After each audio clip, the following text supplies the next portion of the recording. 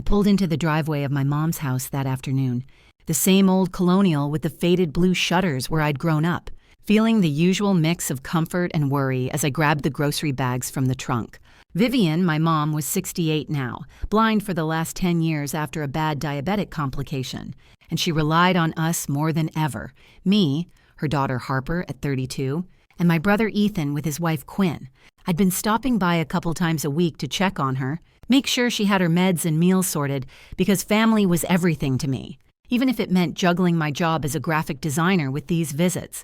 But that day, something felt off right away. The front door was cracked open, and I could hear raised voices from inside as I approached.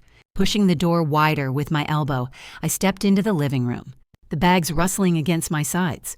There was Quinn, my sister-in-law, towering over Mom, who was seated on the couch, her hands trembling in her lap. Quinn's face was twisted in anger. Her designer blouse wrinkled like she'd been at this for a while. "You old bat, where's the passbook? I know you've got savings stashed away. Hand it over before I lose my patience," Quinn snarled, grabbing Mom's arm roughly and giving her a shake that made Mom wince. Welcome to Stories of Auntie Maya. I share new life stories here every day, and I'd really appreciate it if you hit subscribe and liked my video. Drop a comment down below telling me where you're watching from and what time it is for you, right? Now, I read every single comment, and it helps me to know I'm not alone in this.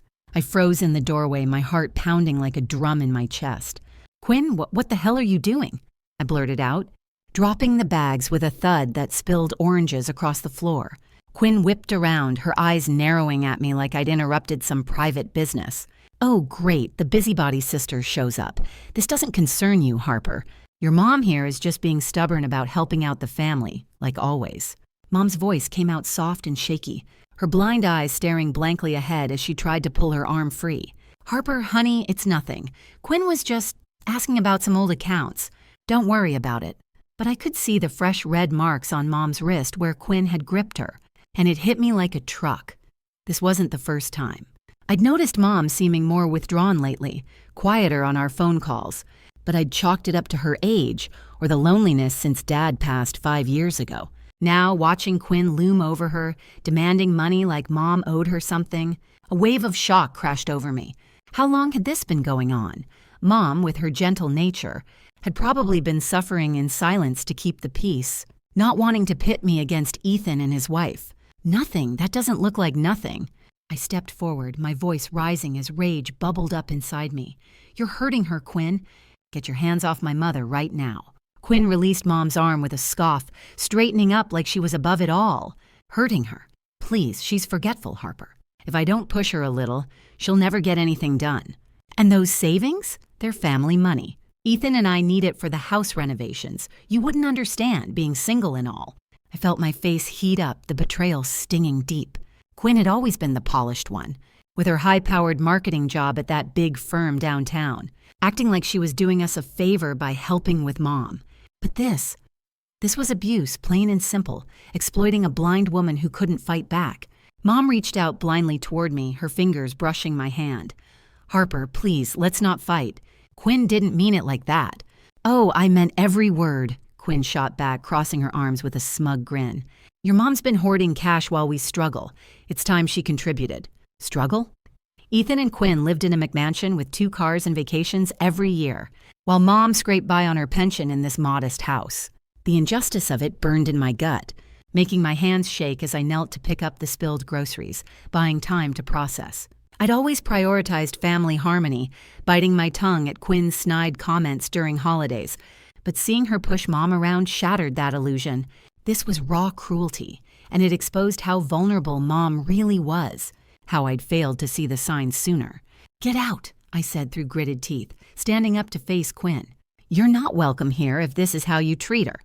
Quinn laughed, a sharp mocking sound that echoed in the room. "You think you can kick me out? Ethan will hear about this and he'll side with me. We're family, remember? Or have you forgotten what that means?" Mom whimpered softly, her head bowed. "Girls, please, I don't want trouble." But trouble was already here, and as Quinn grabbed her purse and stormed toward the door, brushing past me with a shoulder check, I realized the depth of the emotional toll this had taken. My chest ached with guilt for not protecting Mom earlier, and a fierce protectiveness surged through me. This wasn't just a family spat, it was betrayal from within, and I couldn't let it slide. I helped Mom to her feet after Quinn left, guiding her to the kitchen table where I started unpacking the groceries. "Mom, has this been happening a lot? Be honest with me." She hesitated, her fingers fidgeting with the edge of her sweater. "Quinn gets frustrated sometimes. She thinks I have more money than I do. But I don't want to cause a rift between you and Ethan." "A rift? She's abusing you," I exclaimed, slamming a can of soup down harder than I meant to. The shock of witnessing it firsthand still pulsed through me, mixing with rage that made my vision blur. Mom sighed, her voice barely above a whisper. "I endure it to keep the peace, Harper. Family is all we have left." But as I sat there, holding her hand, I knew peace at this cost wasn't worth it. The raw injustice of Quinn exploiting Mom's blindness, demanding savings that weren't hers, it fueled a fire in me. I'd always been the one to smooth things over, but now, facing this betrayal, I felt the weight of years of quiet suffering Mom had hidden. It was time to step up, even if it meant tearing our family apart. After Quinn stormed out, I stayed with Mom in the kitchen, trying to calm my racing heart as I finished putting away the groceries. The oranges I'd dropped earlier were still scattered near the doorway, a reminder of how everything had shattered in an instant. I guided Mom to her favorite chair by the window, where she liked to sit and listen to the birds, even if she couldn't see them anymore. Her hand felt cold in mine, and I squeezed it gently, hoping to reassure her that I wasn't going anywhere. "Mom, you have to tell me the truth," I said, pulling up a stool next to her. "How often does Quinn do this? Yelling at you, grabbing you like that? It's not okay." Vivian sighed, her shoulders slumping as she tilted her head toward the sound of my voice. "Harper, it's not as bad as it looked. Quinn's just stressed from work. She says I'm getting forgetful, and sometimes I do misplace things. Like the bank statements, she thinks I need help managing them." "Help managing them?" I repeated, my voice rising a bit despite my effort to stay calm. That sounded like she was demanding your savings. "Mom, those red marks on your wrist aren't from help. That's not right." She waved a hand dismissively, though I could see the hesitation in her movements. "She's family, honey. Ethan married her for a reason. She's got a good heart underneath. Maybe I am being stubborn about the money. They could use it for the kids they're planning someday." I bit my lip, frustration building as I realized Mom was making excuses for Quinn, just like always. Our family had never been one for confrontation. Dad had taught us to keep the peace, and after he died, that habit stuck even harder. But hearing Mom downplay this made my stomach twist. I stood up and started pacing the small kitchen, the linoleum floor creaking under my feet. The next day, I couldn't shake it off, so I decided to call Quinn directly. I waited until after my morning design meeting at work, sitting in my car in the parking lot with the engine off. My phone felt heavy in my hand as I dialed her number, hoping a private talk might make her see reason without dragging Ethan into it yet. Quinn answered on the third ring, her voice clipped and professional, like she was still in a meeting. "Harper, this better be quick. I'm swamped at the office." "I need to talk about yesterday," I said, keeping my tone even. "What I saw with Mom, that wasn't okay. You can't yell at her or push her around like that. She's blind and vulnerable, Quinn. If you need money, there are other ways, but not by bullying her." There was a pause, then Quinn let out a short laugh that grated on my nerves. "Bullying? Oh, come on, Harper, you're blowing this way out of proportion. Vivian's memory isn't what it used to be. She forgets bills, meds, everything. I was giving her some tough love to get her act together. If I don't step in, who will? You, with your freelance gigs and no real commitments." "Tough love?" I echoed, gripping the steering wheel tighter. That looked like abuse to me. "And demanding her savings? That's not your call. Mom's pension is for her, not your house upgrades." Quinn's tone shifted, turning icy. "Listen, this is family business, and you're meddling where you don't belong. Ethan and I are the ones who live closer. We handle the day-to-day. If Vivian hands over some control, it's because she knows we need it. You're just overreacting because you're single and have too much time to play hero. Stay out of my marriage to your brother, okay? He trusts me on this." I felt a flush of anger creep up my neck, her words hitting like a slap. "This isn't about your marriage, it's about Mom's safety. If you keep pressuring her like this, I'll have to do something." "Do what you want," Quinn snapped, "but don't come crying when Ethan sides with me. We're trying to build a future here, and Vivian's hoarding isn't helping anyone." She hung up without another word, leaving me staring at my phone in disbelief. That conversation replayed in my head all afternoon as I worked on client logos from my home office, the sketches blurring as my mind wandered. Quinn's dismissal stung, making me question if I was overreacting like she said. But deep down, I knew better. Later that evening, I stopped by Mom's house again, this time unannounced, carrying takeout from her favorite Chinese place to make it casual. As we ate at the kitchen table, I casually rolled up Mom's sleeves to help her with the chopsticks. And that's when I saw them, faint bruises on her upper arms, yellowing at the edges like they'd been there a few days. "Mom, what happened here?" I asked, my fork pausing midair. She pulled her arm back quickly, covering it with her sweater. "Oh, it's nothing. I bumped into the door frame last week. You know how clumsy I get without my sight." But the bruises looked like finger marks, spaced just right for a grip. "This isn't from a door, is it? Quinn did this?" Vivian hesitated, then shook her head. "Harper, please. She gets frustrated when I argue about the money, says it's for the family's sake. Ethan's been talking about starting a business and they need a loan. I don't want to be a burden." "A burden?" I set my container down, my appetite gone. "You're not a burden, Mom. And Quinn shouldn't be pressuring you for financial control like this. It's subtle, but it's building, I can see it." We finished dinner in tense silence, Mom changing the subject to my work and how I should find someone nice to settle down with. But as I cleared the table, washing the few dishes by hand, my frustration grew. Quinn was weaving her way deeper into Mom's life, using excuses about forgetfulness to justify her actions, all while angling for more money. I noticed Mom's checkbook on the counter, flipped open like someone had been rifling through it recently. Driving home that night, the city lights blurring past my window, I felt a determination hardening inside me.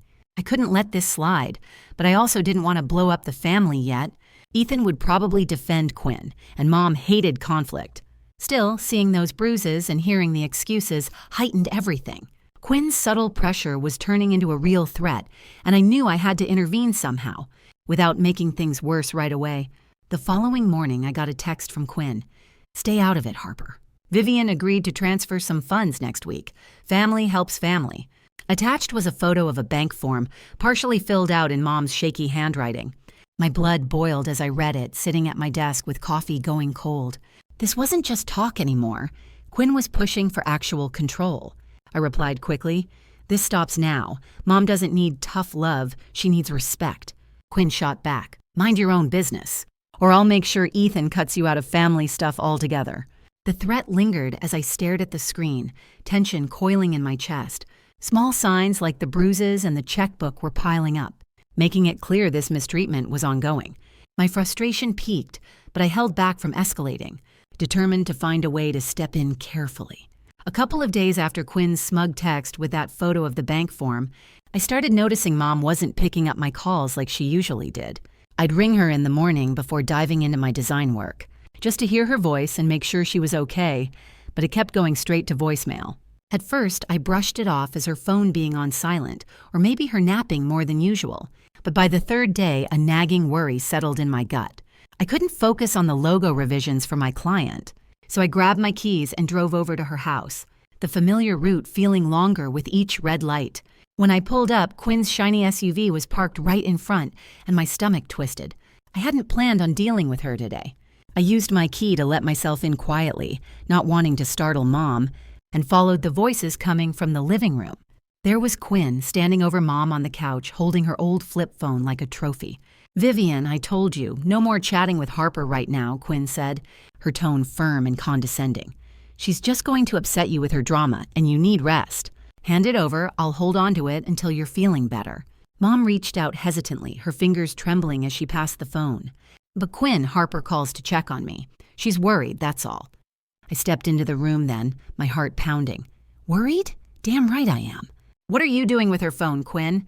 Quinn spun around, her eyes narrowing, but she pocketed the phone without missing a beat. "Oh, look who showed up unannounced. Harper, this isn't a good time. Vivian's been forgetful again, mixing up her calls, dialing wrong numbers. I'm helping her get some rest, away from distractions like you." "Distractions?" I moved closer to Mom, kneeling down and taking her hand. It felt colder and bonier than last time, like she hadn't been eating right. "Mom, are you okay? You look thinner. Have you been taking your meds?" Mom squeezed my hand weakly, her voice soft. "I'm fine, honey. Quinn's just looking out for me. She says I need quiet to manage my diabetes better." Quinn crossed her arms, smirking. "See, even Vivian gets it." You're being paranoid, Harper, turning a simple check-in into some big conspiracy.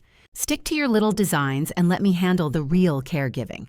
I stood up, facing her directly. This isn't caregiving, it's control. That text about transferring funds? You're pushing her too hard and now you're blocking my calls? Quinn laughed, a sharp sound that made my skin crawl. Blocking, please. Vivian needs rest from your constant hovering. And as for the funds, she's agreed. It's for the family. I run million-dollar marketing campaigns at work. I know how to manage resources. You wouldn't understand that kind of responsibility. Her boasting hit like a jab, but I pushed back. Responsibility? You're isolating her. Give the phone back now. Quinn shook her head, stepping between me and Mom. No can do. If you keep pushing, I'll have to call the police for disturbance. You're upsetting her, and that's harassment in my book. Mom shifted on the couch, her breathing a bit shaky. Girls, please don't fight. Quinn, maybe let Harper stay a bit. But Quinn ignored her, guiding me toward the door with a firm hand on my shoulder. Time to go, Harper. Come back when you've calmed down. Outside, I sat in my car for a minute, fuming, before driving home. That evening, I tried calling Mom again, still nothing. I texted Ethan instead. Hey, Quinn took Mom's phone and won't let me talk to her. This is getting out of hand. Call me? His reply came hours later. On a business trip, meetings all day. Don't escalate things. I'll talk to everyone when I'm back next week. Evasive as always, no real help. The next morning, I couldn't take it anymore and drove back over, determined to see Mom face to face. Quinn's SUV was there again, and when I knocked, she cracked the door just enough to glare out. What now, Harper? I told you Vivian needs rest. Let me in, I said, trying to keep my voice level. I just want to check on her. She's my mom, too. Quinn blocked the doorway, her body filling the frame. No visitors today.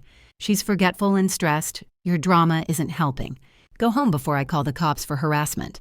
Through the crack, I caught a glimpse of Mom on the couch, looking even weaker, her cheeks hollower, like she'd skipped meals. Mom, it's Harper. Can you hear me? Mom turned her head toward the sound, her movements slow and shaky. Harper, Quinn said you were busy. Quinn slammed the door shut, locking it with a click that echoed in my ears. See? She's fine. Now leave. I banged on the door once more. This isn't right, Quinn. You're making her worse. From inside, Quinn's voice muffled through the wood. Worse? I'm the one keeping her on track. You? You're just a paranoid sister with no life outside your freelance gigs. Her mockery burned, especially knowing Mom could hear it. I paced the porch for a moment, then peered through the side window. Mom sat there alone now, her hands fidgeting, looking frailer like the stress was hitting her diabetes hard. I wanted to break the glass, but I held back, torn between exploding the family peace and stopping this injustice. Later that afternoon, back at my apartment staring at unfinished designs, my phone buzzed with a video call from Ethan. I answered quickly, hoping for backup. Ethan, finally. Quinn's locking me out. Took Mom's phone. It's isolation. Ethan's face appeared on screen, background showing a hotel room. Quinn popped into the frame beside him, smirking. Tell her, Ethan. She's being dramatic again.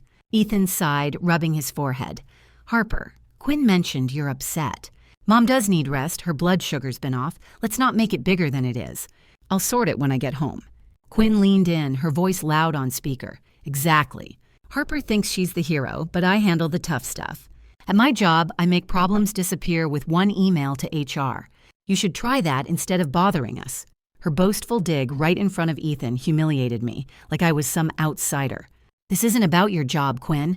Mom looks terrible, thinner, shakier. You're withholding her from family. Quinn rolled her eyes. Paranoid as ever. Vivian's forgetful. I'm protecting her from stress like yours. Ethan, end this call. She's disturbing our evening.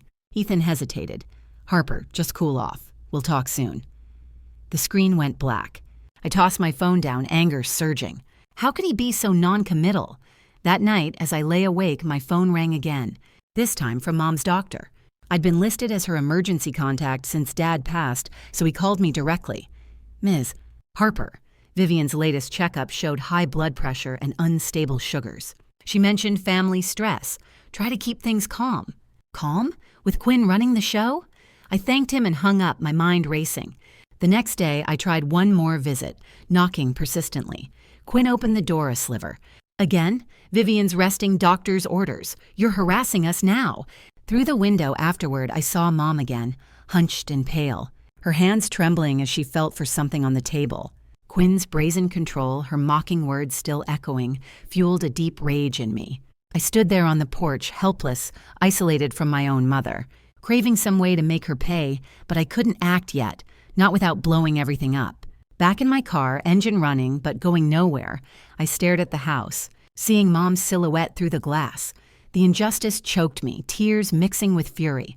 Quinn had no remorse, boasting her power while Mom deteriorated, and Ethan wouldn't step in. I felt utterly alone, the family rift widening, but I wasn't ready to give up, not yet. After that video call where Quinn mocked me right in front of Ethan and he just waved it off like it was nothing, I barely slept that night. I paced my apartment staring at my phone, tempted to drive back to Mom's house and bang on the door until someone answered, but the thought of Quinn calling the police for harassment stopped me cold. My hands shook as I imagined Mom sitting alone in the dark, her blood sugar spiking from the stress, and I felt this crushing guilt for not pushing harder earlier. The next morning, I forced myself to sit at my desk and tackle some freelance design work, but every logo sketch blurred with worry. Ethan's text from the airport popped up. Home tomorrow. Let's meet at my place and talk this through.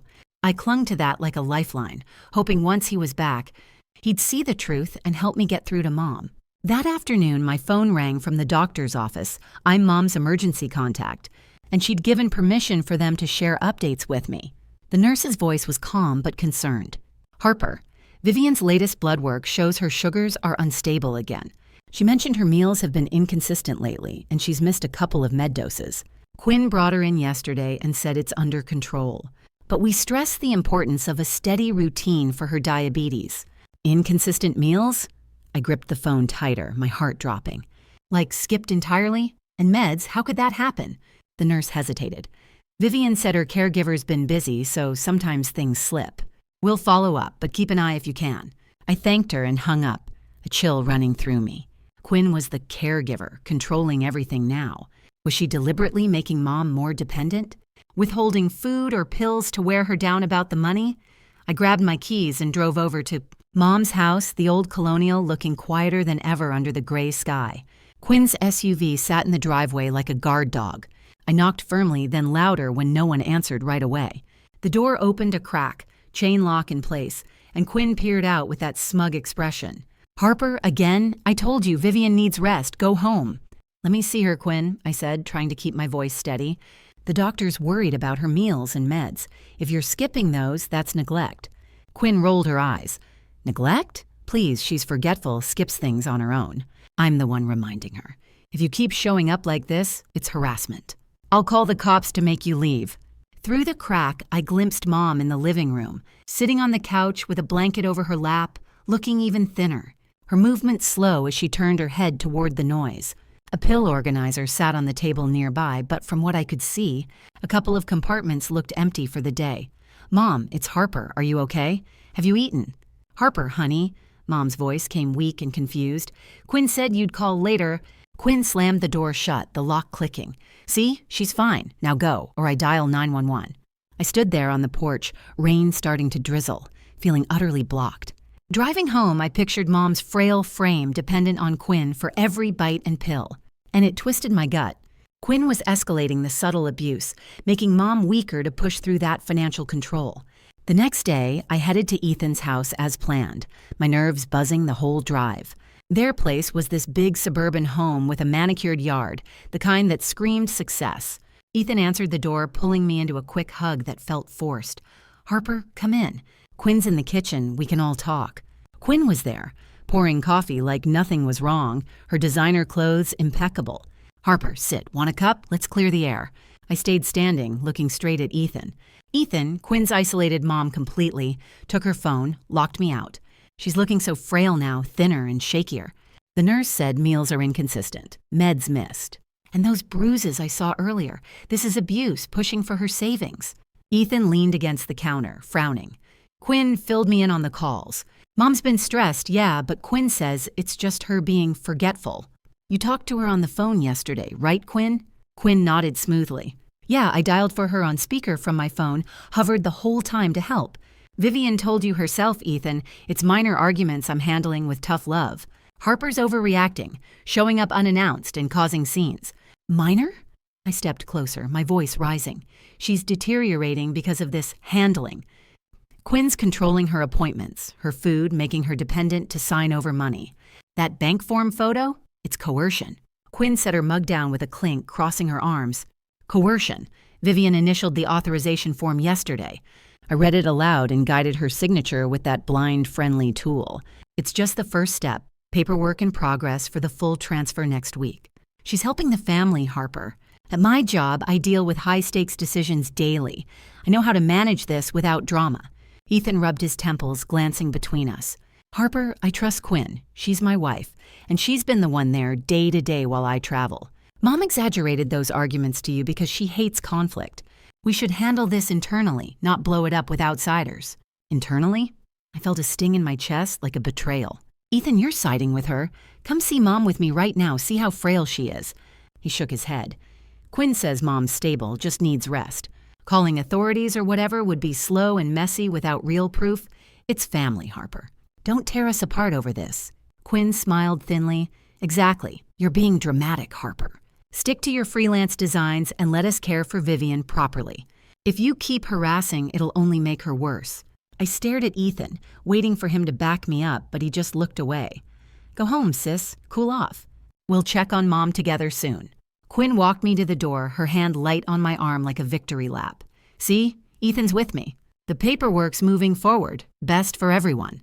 Outside, rain pounding on my car roof, I drove straight to Mom's house one more time, parking across the street. Through the window, lit by the soft glow of a kitchen nightlight, I saw Mom alone at the table. Poking at what looked like a half-eaten sandwich, her shoulders slumped. No Quinn in sight, but the isolation was clear. Family loyalty had collapsed, Ethan choosing Quinn, believing her gaslighting over me. Formal options like adult services felt pointless without hard proof. They'd take forever to investigate a family matter. I sat there, engine idling, tears mixing with the rain on the windshield, feeling cornered and powerless, like I'd hit the absolute bottom. But deep down, a faint spark flickered. I couldn't let this win. There had to be another way to fight back. The rain hammered down as I drove back to my apartment after that gut-wrenching talk at Ethan's, my windshield wipers struggling to keep up with the deluge. I gripped the steering wheel so tight my knuckles turned white, replaying the scene over and over.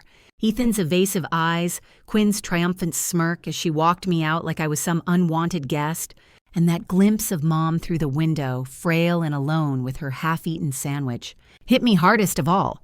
Guilt crashed over me like the storm outside. I'd let Quinn isolate her, let the subtle neglect chip away at her health, all while hoping Ethan would step up. Rage bubbled up too, hot and unrelenting. How dare Quinn treat Mom like a cash machine, gaslighting us all with her forgetful excuses?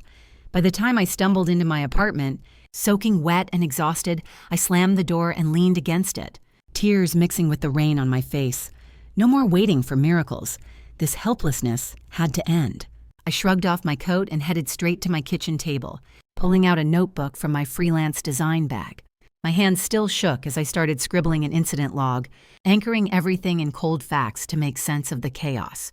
First entry, the routine visit where I caught Quinn yelling and pushing Mom, demanding her savings, leaving red marks on her wrist. Then the bruises on her arms a few days later, dismissed as clumsiness. The phone confiscation, the locked doors, the threats of calling the police for harassment, the nurse's warning about inconsistent meals and missed meds, tying right into Mom's unstable sugars and high blood pressure. And now, the financial pressure ramping up, that authorization form initialed under Quinn's guidance, with the bank appointment next week looming for the full transfer. Writing it all out made the pattern crystal clear. Quinn's control was escalating, and without solid proof, any plea to authorities would drag on forever in a family dispute. I grabbed my laptop next, wiping my eyes as I searched elder abuse signs and reporting. The results stared back at me. Isolation, withholding care, financial exploitation, all boxes checked. But the forums and sites hammered home the reality. Without concrete evidence like recordings or documents, cases got dismissed or bogged down, especially when families sided against you. Ethan was firmly in Quinn's camp now, leaving me utterly isolated. Confrontation just backfires, I muttered to myself, closing the tabs. Pleading had failed. It only gave Quinn more ammo to gaslight.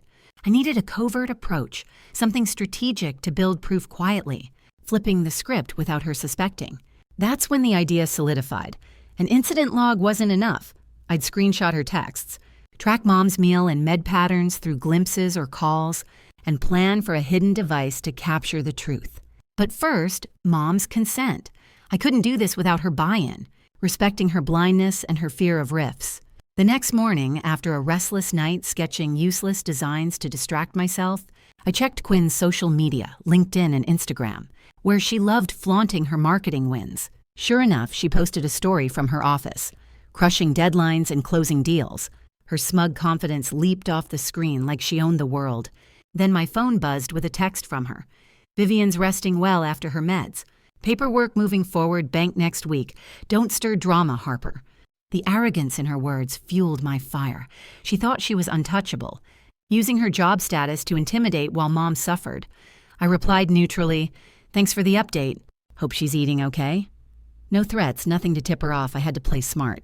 That afternoon, I headed to a big box electronics store, blending in with the crowds browsing gadgets. I picked up a simple clock camera from the security aisle, the kind marketed for babysitters or pets, wireless, app-linked, with motion detection. It felt grounded, not like some espionage tool, just a practical way to document if things went south. I paid and tucked the box in my bag, unopened for now, my pulse quickening at the thought of using it. But installation could wait. Consent came first. Quinn's schedule showed a work networking event tomorrow evening. Perfect window to slip in and talk to Mom privately. The following day, I parked a block away from Mom's house and waited until Quinn's SUV pulled out, her taillights fading into the traffic. I walked up quickly, knocking softly on the door. "Mom, it's Harper. Can you let me in?" I heard her footsteps approach, hesitant, then the lock turned. "Harper?" "Quinn's at her event. She said no visitors, but come in quick before neighbors see." I stepped inside, hugging her gently. She felt even lighter, her bones sharp under the sweater. The house smelled musty, like it hadn't been aired out. I guided her to the couch and checked the kitchen subtly. Fridge sparse with just basics. Pill organizer on the counter with a couple compartments empty for the day. "Mom, have your meals been regular? The doctor's worried about your sugars." She sat down, hands clasped tight. "Quinn's handling it, honey. Sometimes things slip when she's busy at work. But I don't want trouble. Ethan's happy with her plans for the baby." I knelt in front of her, taking her hands in mine. "That's why I'm here. The isolation, the pressure for the bank next week, it's not right. I want to protect you without big fights. Would you let me set up a small camera in your room? It's like a clock. Links to my phone for recordings if needed. I'd only use it to show the truth quietly. I love you too much to watch this hurt you." Mom pulled back a bit, her face creasing with fear. "A camera? That sounds like spying, Harper. Quinn's family, we can't have rifts. What if it causes more stress?" I described the device, letting her touch the box I pulled from my bag, the smooth plastic. The clock face. "It's for protection, not revenge. No drama, I promise, just evidence if things get worse. Your health's fragile. Those missed meds could be serious. Please trust me on this." She was silent for a long moment, her fingers tracing the edges. "All right, if it's discreet and helps without blowing up the family, you have my consent. But no big scenes, okay?" Relief flooded me as I hugged her again. "Thank you, Mom. I promise." I left before Quinn returned, slipping out the back, my mind racing with the plan. Now I had permission and a clear next step. Tomorrow, when Quinn leaves again, I'll set it up. With Mom's consent secured, I didn't waste any time. The next morning, I checked Quinn's social media again. She had a client lunch posted. Some fancy restaurant downtown bragging about sealing the deal. That gave me a solid window. I grabbed the clock camera from my bag, still in its box, and drove over to Mom's house, parking down the street to avoid any nosy neighbors spotting my car. My heart raced as I walked up the path, the device feeling heavy in my hand like it carried all my hopes for turning this nightmare around. I knocked lightly, and Mom let me in right away, her touch on my arm tentative but warm. "Harper, is that you with the camera thing?" she asked, her voice low as I closed the door behind us. The living room felt stuffy, like Quinn hadn't bothered opening windows, and I could smell leftover coffee from the kitchen. "Yeah, Mom, it's me," I said, guiding her to the couch. "Quinn's out for lunch, so we have time. Let's get this set up in your room. It's just a clock, remember? It'll record if anything happens, but only with movement." She nodded slowly, her fingers twisting in her lap. Okay, but make sure it's hidden. Quinn checks things sometimes. She says I'm forgetful, but I know she's looking for my papers. I led her upstairs to her bedroom, the stairs creaking under our feet, and placed the clock on her dresser, plugging it in quietly. Here, feel it, I told her, bringing her hand to the face. It's normal looking, right? The lens is tiny, hidden in the numbers. I'll link it to my phone app now. Mom touched it, her expression worried. It feels like a regular clock. But Harper, what if she finds it? She'll be furious, says her job teaches her to spot tricks. She won't, I assured her, downloading the app and connecting it via Wi-Fi. The feed popped up on my screen, clear view of the bed and door, audio testing fine. We start it now, but I'll monitor from home. If Quinn pushes you again, it'll catch it. No big deal unless we need it. Mom sat on the bed sighing. She's been nicer lately, but still asks about the bank appointment next week. Says the full transfer will help Ethan with his business startup. I don't want to cause problems, honey. You're not causing them, she is, I replied, adjusting the angle slightly. This is just backup. Your health comes first. Those missed meds aren't accidents. We hugged before I left, and I slipped out the back, circling to my car. Back at my apartment, I watched the empty feed for a bit, feeling a shift already, like I wasn't powerless anymore. But I kept it secret, no texts to anyone, just waiting. That afternoon, the app notified motion. I opened it quick, heart pounding. Quinn entering Mom's room, carrying a tray with lunch. Vivian, eat this before your nap, she said, setting it down roughly. And remember, the bank next week, no backing out. Your savings are family assets now. Mom's voice came soft. Quinn, I ate breakfast late. Can I have my meds first? My sugar feels off. Quinn scoffed. Meds after. You're forgetful enough without skipping meals. Eat, or I'll tell Ethan you're being difficult again. I watched Mom pick at the food, Quinn hovering like a warden. No big blow-up, but the control was clear. Verbal jabs, delaying meds. I saved the clip, noting the time. It wasn't explosive yet, but it built my case. Over the next few days, I balanced my freelance work with checking the app, sketching logos while the feed ran in the background. Quinn's visits ramped up, always during her breaks from work. One evening, another notification, Quinn in the room, papers in hand. Sign this addendum, Vivian, she demanded, guiding Mom's hand to the pen. It's for the transfer, authorizes more access. Don't make me repeat myself. Mom hesitated, but Harper said, Harper? Quinn snapped, her voice sharp. Forget her meddling, she's jealous of my success. At my job, I handle million-dollar accounts. I know what's best. Sign or no dinner tonight. Mom signed shakily, and Quinn pocketed the paper with a satisfied grin. I captured it all, the audio picking up every word. Still, no physical stuff yet, but the financial pressure was blatant, coercion right there. I started collecting more. Screenshots of Quinn's emails to Ethan, forwarded to me by accident once, demanding Vivian's funds ASAP for the renovations. One read, she's holding out, push her on the appointment. We need that money. Concrete evidence of exploitation, saved in a hidden folder on my laptop. It empowered me, seeing the path to justice form, proof that could sway Ethan, or even authorities if needed. But I kept silent, avoiding alerts. Quinn texted me mid-week. Vivian's cooperative now. Bank next week, family wins. Stay out, Harper. Her smug tone made me grit my teeth, but I replied, good to hear. She remained confident, posting work selfies, dominating the boardroom. 2 days later, the camera caught more. Quinn yelling when Mom spilled water. Clumsy old woman! Clean it up, your forgetfulness costs time.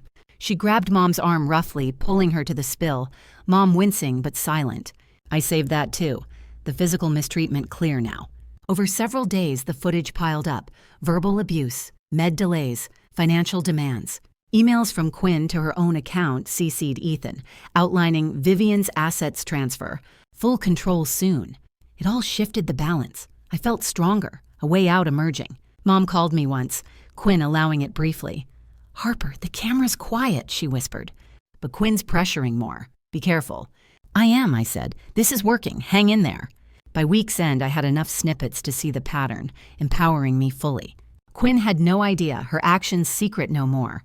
Justice felt closer, my secrecy key to avoiding her radar. Back in my apartment that evening, after another day of juggling freelance revisions and sneaking peeks at the camera app, I sat at my kitchen table with my laptop open, staring at the growing folder of evidence. The clips were stacking up, Quinn's sharp commands, the way she delayed Mom's meds to push her on the money stuff, Those emails screenshot from her slips where she demanded access to Mom's savings for their family future. It all made my stomach churn, but it also made me feel stronger, like I finally had something solid in my hands. Still, I knew I couldn't dump it all at once. Quinn was too slick, and Ethan was too wrapped up in her narrative. I needed to test him first, see if a small poke could crack his denial without giving away my hand.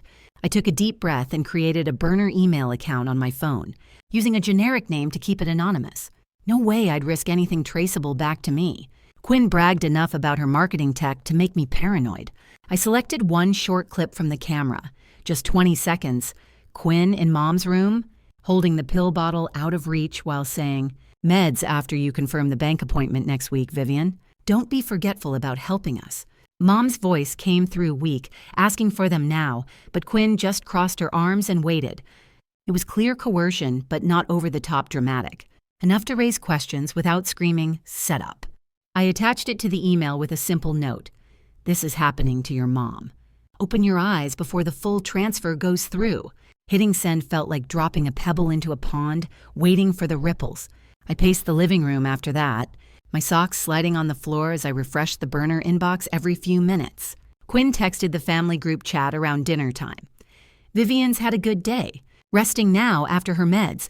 Bank stuff on track for next week. Excited for what's coming." Her smug tone jumped out like she was rubbing it in without even knowing I was watching. I replied with a quick, "Glad to hear," keeping it neutral to avoid any red flags. Ethan didn't chime in, which made me wonder if he'd seen the email yet. My mind raced with what-ifs. What if he showed it to Quinn? What if she got suspicious and started digging around Mom's room more? But I pushed it down. I had to stay strategic, not let fear stop me. By bedtime, no response, so I forced myself to sleep, the phone on my nightstand just in case. The next morning, over coffee at my desk, the burner inbox lit up with Ethan's reply. "Who is this? That video looks edited or manipulated. Quinn says Mom's just forgetful sometimes, and things are fine. Stop stirring trouble with spam like this. If it's you, Harper, knock it off." I stared at the screen, the dismissal hitting like a slap. He hadn't even questioned Quinn about it, just parroted her line. It stung deep, my own brother choosing to believe her over something right in front of him. But I wasn't surprised. He'd been avoiding the hard stuff, loyal to a fault. "Okay," I muttered to myself, closing the laptop. One clip isn't enough to flip him. Time for a bigger play. I spent the afternoon researching elder abuse options online, scrolling through state resources on my phone while pretending to work on a client logo. Reporting timelines looked slow, weeks for investigations without ironclad proof, and guardianship petitions needed court involvement, which scared me with how public it could get. But the sites kept stressing consulting a lawyer first to understand the steps. I found a local firm specializing in family and elder law, their site promising confidential initial talks. My fingers hovered over the contact form before I filled it out anonymously, booking a phone consult for the next day under a vague name. This is the next step, I told myself, hitting submit. Suspense gnawed at me. What if Ethan had mentioned the email to Quinn? Would she ramp up the pressure on Mom or start watching her more closely? But from the camera feed, everything looked normal so far. Quinn came by that evening for a quick check-in, her voice casual as she reminded Mom about resting up for the appointment. The lawyer call came the following afternoon while I was in my car, parked in a quiet spot after a grocery run to avoid any eavesdroppers at home. Miss Ramirez sounded calm and professional on the line, her voice steady as I gave her the basics without names. Isolation of a blind, elderly parent. Withholding meds occasionally, pushing for financial control with a bank transfer looming. "This could qualify as elder abuse and exploitation," she said after listening. "Document everything. Dates, times, any videos or emails. Don't confront the caregiver alone. It could escalate. Consider an Adult Protective Services report once your evidence is stronger. They investigate. Faster with visuals. For guardianship, we'd need to petition the court, but start with more logs to build the case." "How long for APS to act?" I asked, my voice a bit shaky as I jotted notes on a napkin. "Days to weeks, depending on urgency and proof," she replied. "If there's immediate danger, like health risks from the diabetes, they prioritize. Schedule an in-person consult if you want to share specifics. We keep it confidential." I thanked her and hung up, sitting there in the car with the engine off, the weight of it all pressing down. It wasn't a magic fix, but it gave me direction. Keep collecting, strengthen the folder. Back home, I pulled up the camera feed on my laptop, watching Mom rest in her chair, looking peaceful for once. Quinn's latest social post popped up on my feed. Nailed that presentation today. Team's unstoppable. Still smug, no sign of alarm. But the suspense lingered. If Ethan slipped up and told her about the email, she might get paranoid. I wasn't backing down, though. This first strike had tested him, shown me I needed more firepower. Next time, I'd be ready to hit harder. After hanging up with Miss Ramirez, her words about documenting everything and avoiding direct confrontations until the evidence was airtight echoed in my head all night. I sat at my kitchen table, laptop glowing in the dark, pulling together the clips from the camera. Those moments Quinn thought no one saw, like delaying Mom's meds to force her to talk about the money, or grabbing her arm when she resisted signing that addendum. I added the screenshots of her emails, the ones where she pushed Ethan to get Vivian's funds transferred ASAP for the renovations. We need it before the baby comes. And my incident log with dates of the phone confiscation, blocked visits, missed meals that left Mom shaky. The bank appointment was just days away now, and if Quinn got that full transfer through, Mom would be left with nothing, even more trapped under her control. My stomach knotted with anxiety as I burned it all onto a USB drive. But I felt a surge of determination, too.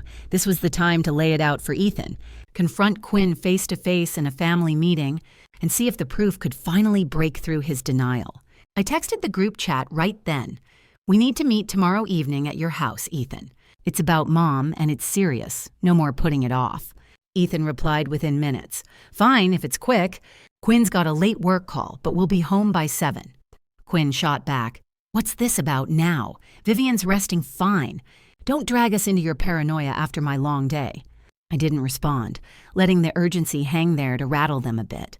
The next day crawled by as I tried to focus on a client's brochure layout, but my mind kept replaying how Quinn might twist it all.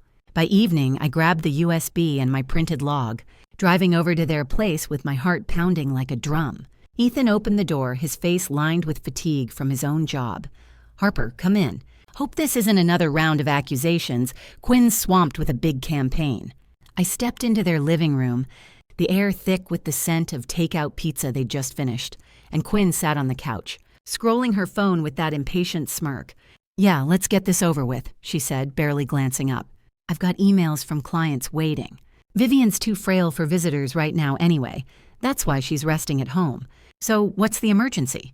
I set my laptop on the coffee table, plugging in the USB with steady hands, though inside I felt like I might throw up from the nerves. "The emergency is the abuse, Quinn. The isolation, the med delays to make her sign papers, the grabs that leave bruises. I've got the proof right here. Videos from a camera in Mom's room, with her consent, plus your emails and my log of everything." Ethan sat down beside Quinn, his brow furrowing. "Proof? Like that weird email clip? Harper, we've been through this. Quinn says it's all minor stuff and Mom's fine." "Not minor," I said, opening the folder and clicking the first clip. "Watch."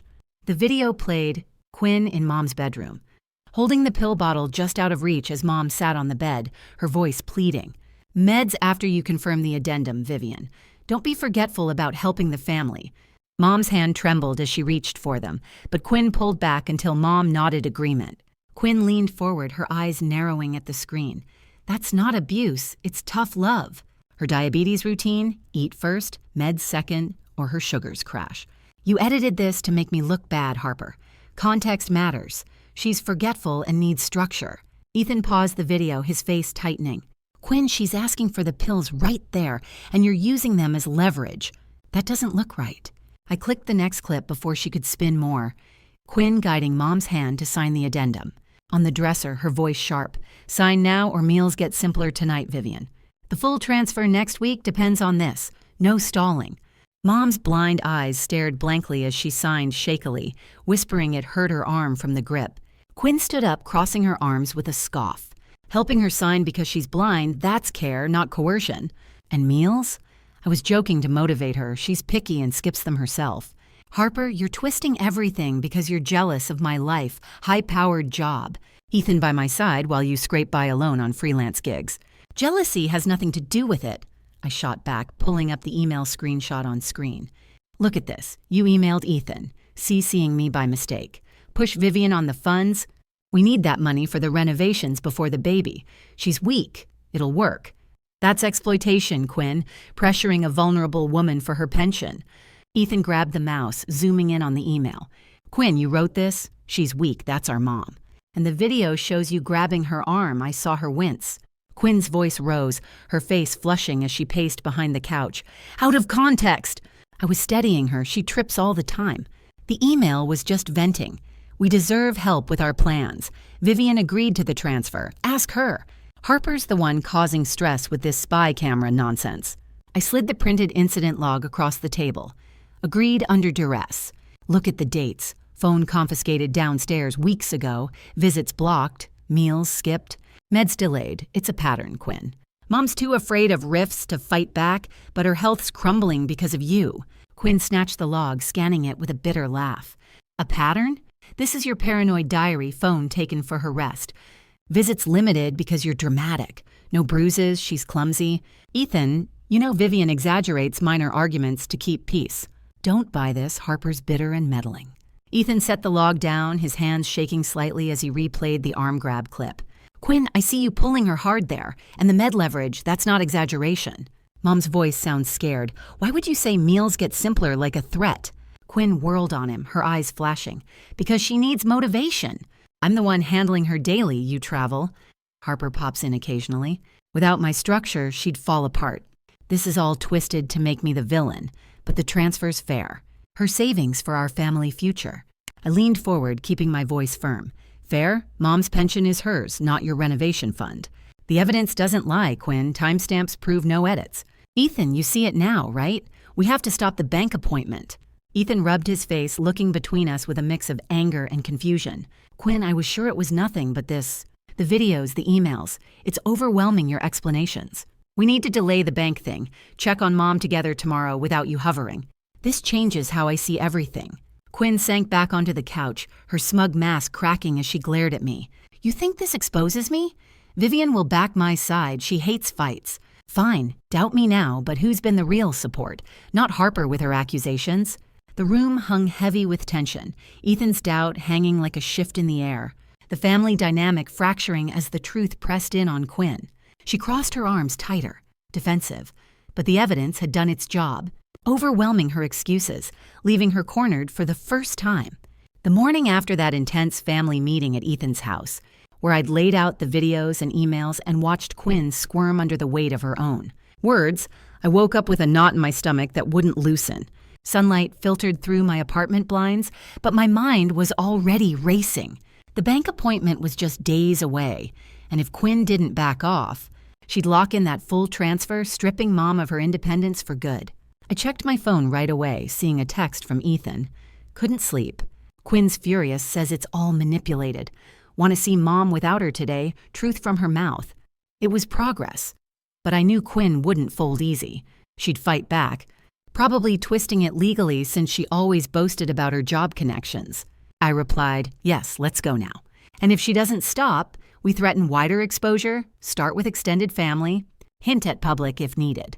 He agreed, and I grabbed my keys, heading over to Mom's house with the USB duplicate in my pocket, just in case. I let myself in with my spare key, finding Mom in the living room chair, her hands folded in her lap like she was bracing for more storm. Harper, is that you? Quinn called earlier, upset about last night, said your videos are fake, that I'm exaggerating. I knelt beside her, feeling her pulse flutter under my fingers from the stress. Her cheeks even hollower than before. They're not fake, Mom. Ethan wants to hear it from you, without her hovering. Tell him the truth, the med delays making your sugars spike, the grabs leaving bruises, signing those papers under pressure because she threatened simpler meals or no visits. She nodded slowly, her voice soft but steady. I will, honey. It hurts the way she controls everything, but I hate the rifts. My blood pressure's up again. The doctor called this morning. Ethan arrived soon after, knocking quietly before stepping in. His face pale like he hadn't slept either. He hugged Mom gently, sitting across from her. Mom, no Quinn here, just us. Those clips Harper showed. The med leverage, the arm pull, is it true? Or is Quinn right? Just tough love? Mom reached out blindly, finding his hand. It's true, son. The yelling when I questioned the money. Delaying my pills until I agree to the addendum or transfer talks, it makes me shaky. My diabetes worse. The grabs hurt, leave marks, but I stayed quiet to keep peace. I signed under pressure. I don't want to lose everything. But she's pushing hard for that bank appointment next week. Ethan's eyes welled up, his grip tightening on hers. God, Mom, I'm sorry. I believed her. The emails, too, demanding your pension for our house. That's wrong. I sat beside them, pulling out the printed log. See? Dates match the clips. Timestamps prove no edits. If Quinn doesn't back off, we escalate. Share the evidence with Aunt Linda and Cousin Mark first. Let them see the full extent. They've been kept away by her isolation tactics, too. Ethan nodded, conflicted, but firming up. Yeah, they deserve to know. But confronting Quinn again tonight will be messy. She's already talking about legal ways to fight this. I'm nervous, but we have to protect Mom. I spent the afternoon reaching out, starting with Aunt Linda, Dad's sister who'd always checked on Mom before Quinn cut her off. Aunt Linda, it's Harper. Mom's in trouble with Quinn. Isolation, med withholding, pushing for her savings. We have videos and emails. Can you come to Ethan's tonight? She gasped over the phone. Of course, dear. I suspected something when visits stopped. I'll be there. Then Cousin Mark, who lived across town and had sent Mom cards she never got. Mark, Quinn's mistreating Mom, financial coercion, physical stuff. Evidence ready. Join us at Ethan's? He agreed right away. I'm in. Mom's like family to me. If Quinn's hurting her, we stop it. By evening, we all converged at Ethan's house, me guiding Mom inside first, her arm linked in mine, Ethan opening the door with a tense nod. Quinn was in the kitchen when we entered, her face twisting in surprise as Aunt Linda and Mark followed. What's this, an intervention? Vivian, you should be resting at home, too frail for this drama. Ethan, why invite them without telling me? Because the full truth's coming out, I said, setting my laptop on the dining table as everyone gathered around. Mom seated carefully between Ethan and me. You've seen some evidence, Quinn, but if you don't back off, cancel the bank appointment, stop the isolation, return her phone access, hand over those signed documents, I'll share it wider, starting with family here, then beyond if needed. Quinn laughed sharply, crossing her arms. Share what, your spy footage? It's illegal surveillance, I'll report you for that. She pulled out her phone, dialing a number on speaker, her voice smug as it rang. Hey Mike, my legal buddy from work. Quick question. If someone's hidden a camera without full consent, that's invasion of privacy, right? Can I draft a complaint to shut this down? The voice on the line crackled. Yeah, Quinn, if no proper consent, it's actionable. Send me details. We can threaten a cease and desist or file with authorities. Quinn hung up with a triumphant grin. See, your evidence crumbles. Edited clips, no context. Vivian's forgetful. She probably doesn't remember consenting. Ethan, back me. The transfer's legal now. The addendum locks it. Ethan shook his head, his voice steady but angry. No, Quinn. Mom confirmed it all to me today. The med delays spiking her sugars, the grabs bruising her, signing under threats. We're postponing the bank. Mom's staying with me tonight for safety. Aunt Linda leaned forward, her eyes wide after I described the clips earlier. Quinn, how could you exploit a blind woman like this? We've seen enough. Cancel it. Or we support going to protective services. Mark nodded, his face hard. Yeah, I've missed visits because of your blocks. Hand over the documents now. Who's paying for her care if you drain her pension? Quinn's eyes darted around the room, her resistance flaring as she grabbed a pen and paper from the counter. Fine, doubt me, but Vivian, sign this waiver retracting your consent and confirming it's all minor. Who's coercing now, Harper? She thrust it toward Mom, but Ethan intercepted, crumpling it. No more papers, Quinn. The camera has your voice on consent audio. We start for protection. Timestamps prove no edits, and those emails are your words. Push her. She's weak. I pulled up the consent clip on my phone, playing it loud, Mom's voice clear.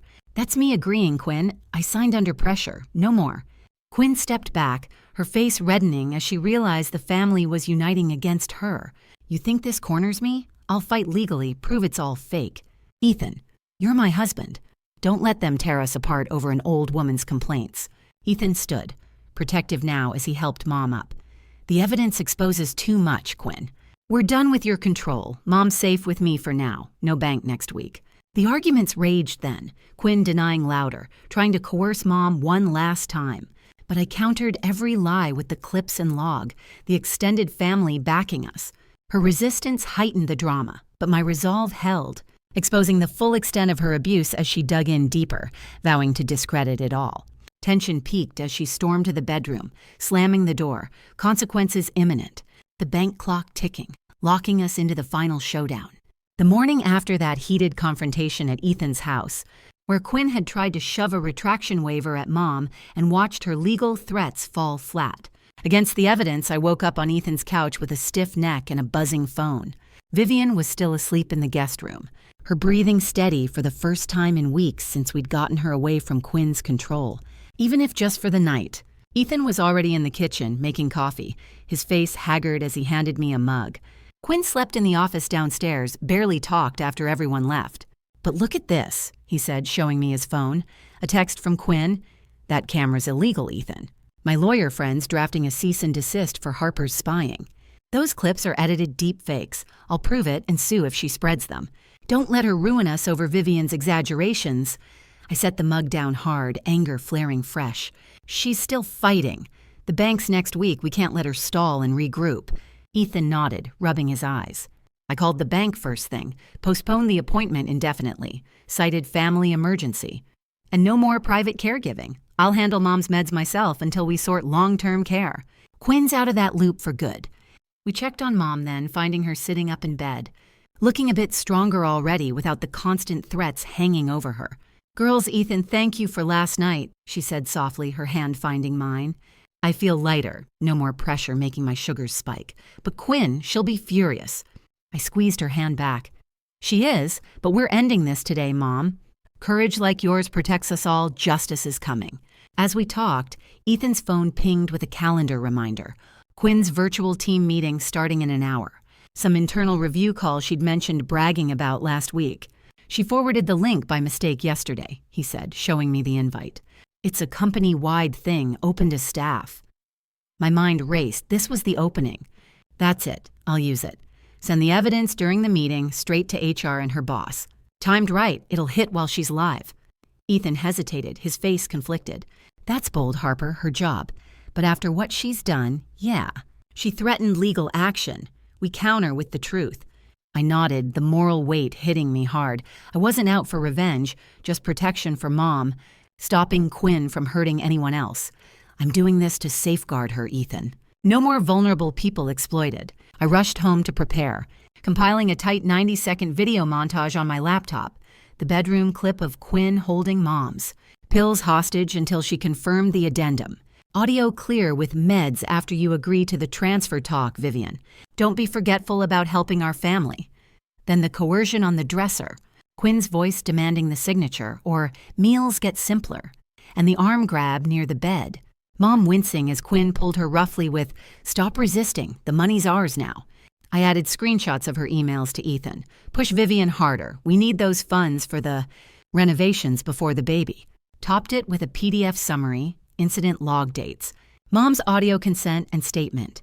It was pressure. The grabs hurt. The delays made me sick. Backups uploaded to the cloud. Duplicates emailed to myself and Ethan. I timed it perfectly. As the meeting started, I joined anonymously via the link Ethan forwarded. Muting myself, I sent the package to Quinn's HR email, her bosses from the company directory, and the ethics hotline. Subject, urgent. Employee elder abuse during live meeting. Evidence attached. The reaction was immediate. I watched on the call as Quinn presented some slide deck, her voice confident mid-sentence about closing Q4 strong when her boss interrupted, face paling on screen. "Quinn, step off the call. HR needs you now." Whispers rippled through the participants, and Quinn's expression froze, her eyes darting to her phone as notifications buzzed. By the time the meeting derailed into awkward silence, HR had emailed back, copied to her. Suspended effective immediately pending investigation into serious allegations. Do not access company systems. Quinn's face crumpled on camera before she disconnected, and I exhaled sharply, the satisfaction hitting like a wave. It wasn't vengeance, it was accountability. Protecting the vulnerable like Mom from someone who'd exploit weakness for gain. That afternoon, Ethan and I filed the report with Adult Protective Services from his home office, emailing the full evidence package while an APS worker came for a welfare check. They interviewed Mom gently in the guest room, her describing the isolation, the med delays spiking her blood pressure, the financial push under duress. It's elder abuse and exploitation, the worker said after viewing the clips on my laptop, taking statements from us all. Police got involved next, 2 officers arriving for follow-up, reviewing the arm grab as potential assault, the emails as coercion. "We'll investigate," one said, advising a temporary no-contact order while they built the case. Charges could follow, misdemeanor or felony depending on severity. Quinn texted Ethan mid-interview, "This is war. Your sisters ruined me with lies. Deepfakes won't hold in court." But he blocked her, his face set in remorse as he turned to me later in the kitchen. "Harper, I'm so sorry I sided with her, ignored the signs. You fought alone. I should have seen it. Let's get Mom set up here longer term, or assisted care if she wants. I'll cover it until her pension's safe." Mom rested in the guest room that evening, her color better already with regular meals and no threats, whispering to me as I tucked her in, "You did it, honey. Peace at last. Justice when you expose wrong. It heals." I hugged her tight, the family mending as Ethan joined us, planning real care aids from her untouched savings. Quinn faced charges weeks later, financial exploitation and misdemeanor assault. Losing her job permanently, her control shattered. I found peace, too, knowing bravery triumphs, protecting the innocent like Mom from unchecked cruelty. My dear, if you're watching this and feel your heart growing heavy, then perhaps you are just like me, someone who has endured so much just to keep a home peaceful, someone who stayed silent just so others could feel comfortable. I don't know your story, but if there was ever a time you thought, "It's okay, I can take a little more," then please leave me a comment with just one sentence. I have endured, and I cannot promise to change everything for you.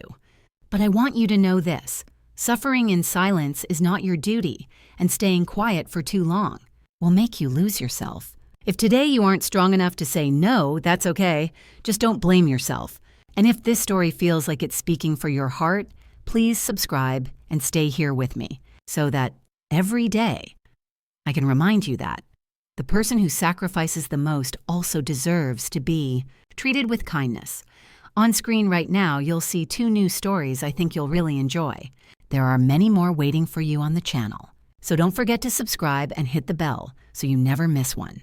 See you in the next story. Until then, take care of yourself and the people you love. With all my love and respect,